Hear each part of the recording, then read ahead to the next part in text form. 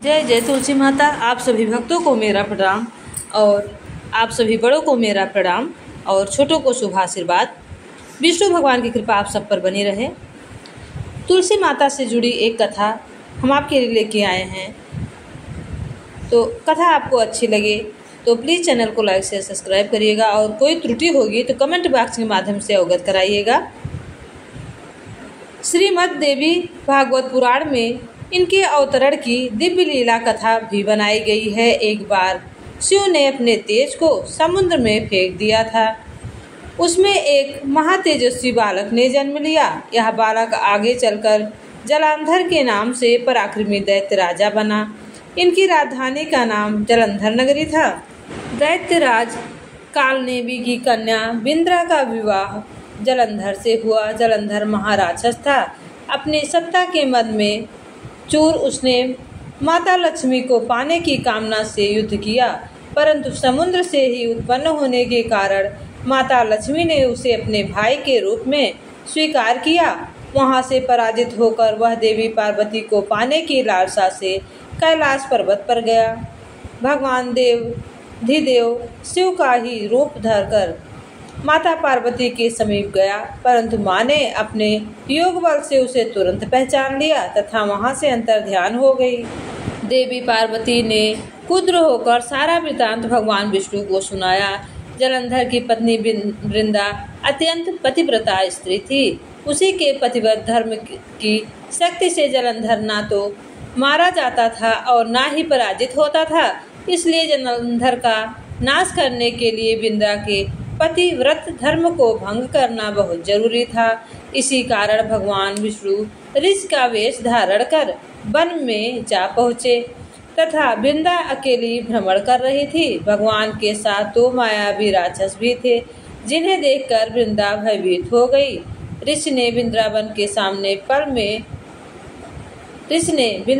सामने पल भर में दोनों को भस्म कर दिया।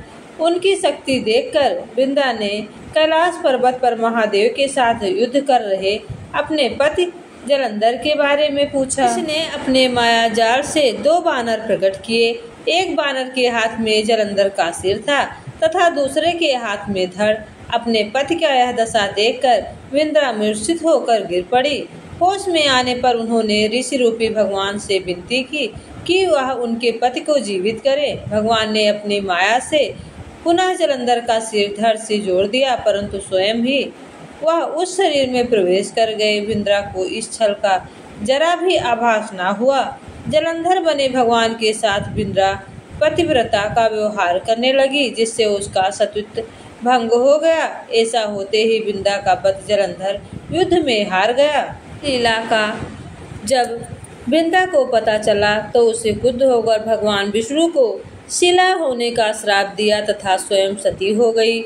जहाँ वृंदा भस्म हुई थी वहाँ तुलसी का पौधा उगा। भगवान विष्णु ने वृंदा से कहा, हे वृंदा, तुम अपने सतीत्व के कारण मुझे लक्ष्मी से भी अधिक प्रिय हो गई हो। अब तुम तुलसी के रूप में सदा मेरे साथ रहोगी।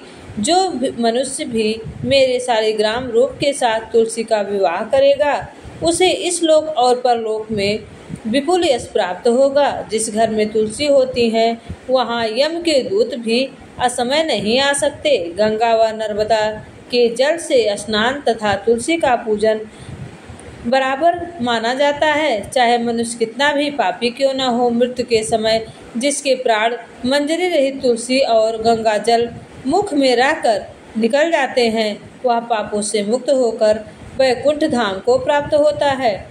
जो मनुष्य तुलसी की आवलों की छाया में अपने पितरों का श्राद्ध करता है उसके पितर मोक्ष को प्राप्त होते हैं। उसी दैत्य जलंधर की यह भूमि जलंधर नाम से विख्यात है। सती वृंदा का मंदिर मोहल का कोट किशचंद में स्थित है। कहते हैं इस स्थान पर एक प्राचीन गुफा थी जो सीधी हरिद्वार तक जाती थी। सच्चे मन से 40 दिन तक सती वृंदा देवी ने मंदिर में पूजा करने से सभी मनोरथ पूरे होते हैं। स्कंद पुराण में शिव पुराण में वृंदा और उनके पति जलंधर की कथा में तुलसी का वर्णन है। वृंदा कालनेमी नामक असुर की पुत्री थी। वृंदा का धर्म परायण और भगवान विष्णु की बहुत बड़ी भक्त बताया गया है। शिव के क्रोध से उत्पन्न असुर जलंधर ने बिंद्रा से विवाह किया था। माँ तुलसी के 8 नाम हैं जो लेने से जो भी मनुष्य लेता है उसके घर में सुख समृद्धि बनी रहती है।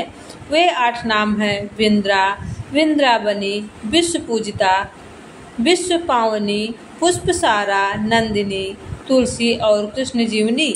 ये सारे नाम लेने से माता रानी प्रसन्न होती हैं और विष्णु भगवान की कृपा हमेशा बनी रहती है। जो ये 8 नाम लेकर सुबह शाम तुलसी माँ को जल अर्पण करता है, धूप दीप करता है, प्रसाद रखता है और तुलसी माँ का पंचामृत लेता है, उसके घर में कभी भी सुख समृद्धि की कमी नहीं होती है और उस घर में निगेटिविटी कभी नहीं आती है।